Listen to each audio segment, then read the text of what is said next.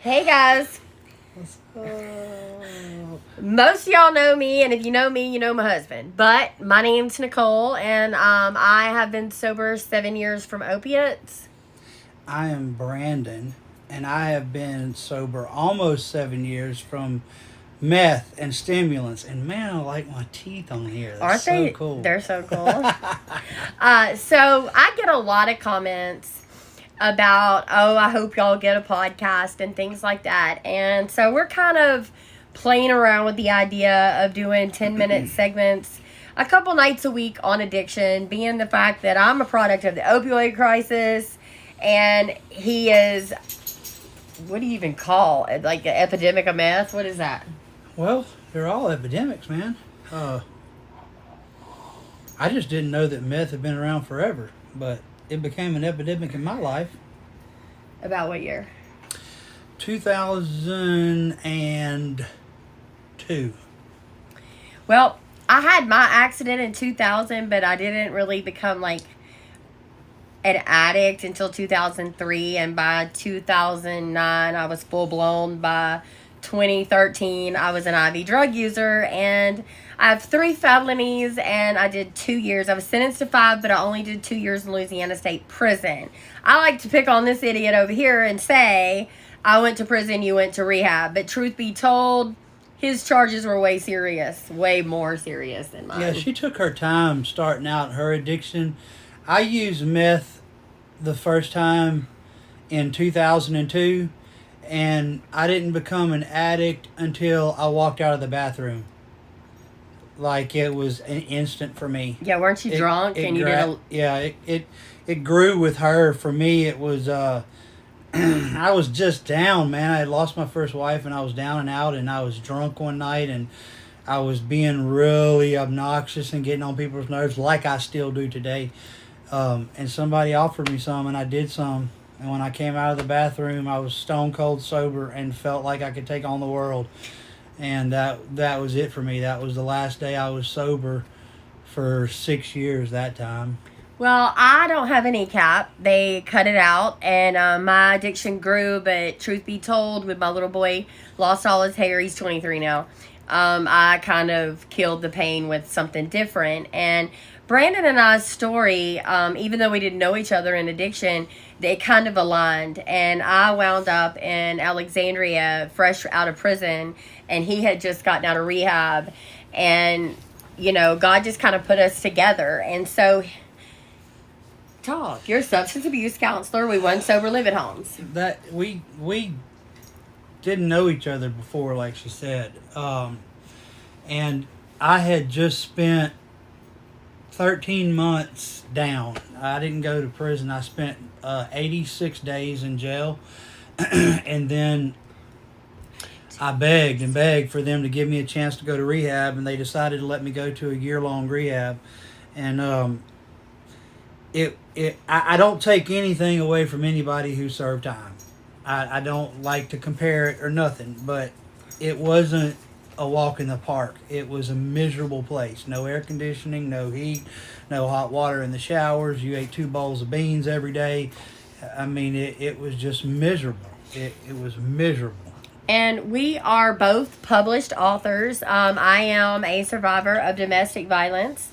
And Brandon, along with his meth addiction, had some sex addiction problems. And really just, drugs makes you act out with your personality. So here we are, almost 7 years into our recovery, and we have a different outlook on things. We run sober living homes, and for instance, tonight we went to the prison to help with reentry, and we're Jesus loving, but we are also very realistic and non-judgmental. We're gonna love you.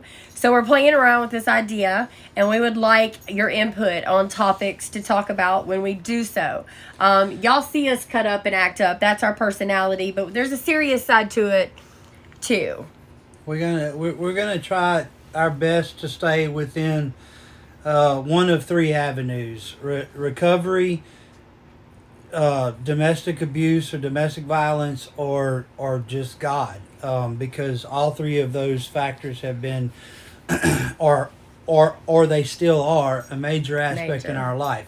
God being the one that's still in our life, and but anytime anybody has a question about addiction or a question about their recovery or something about domestic violence, we'd love to hear from you. We want to talk about it.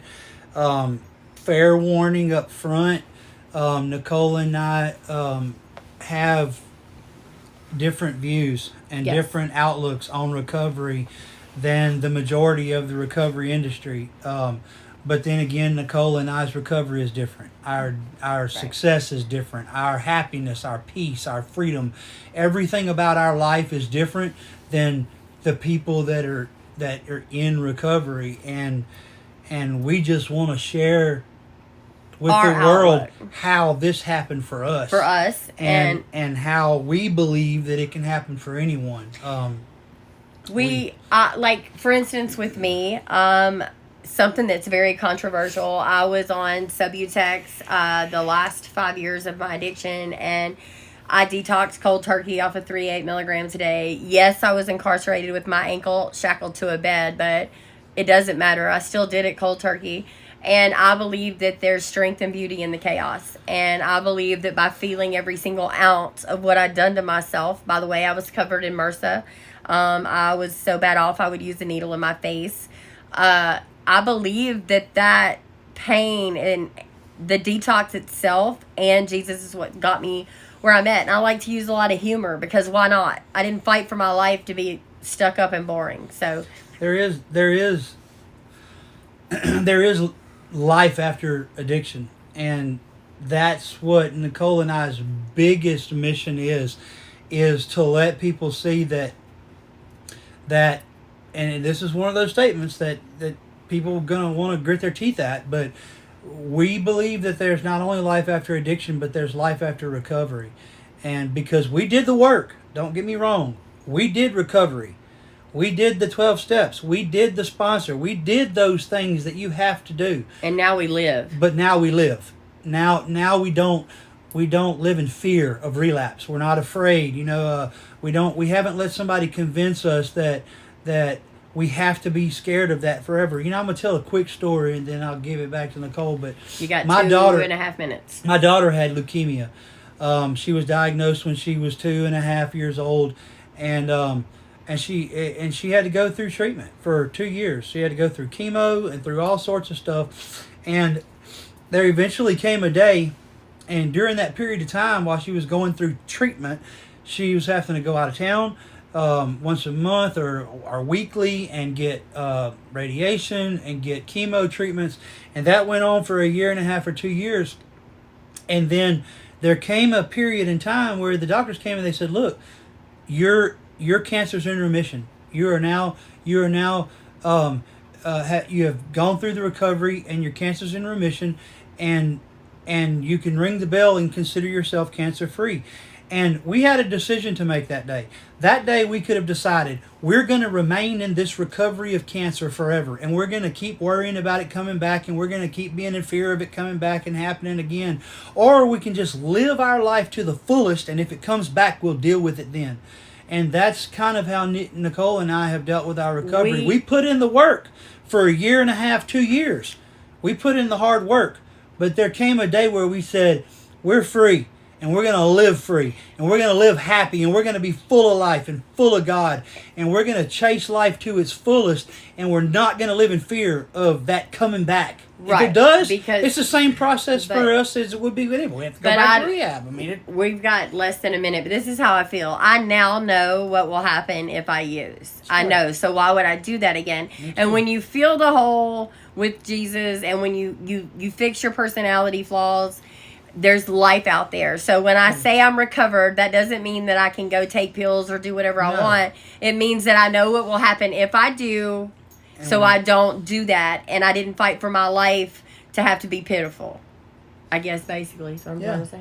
So we are down to, let's see, it's almost over. So a couple nights a week we're going to be doing this. Hit us up with the comments, y'all. What subject do you want us to talk about? Because we're here for it. Bye.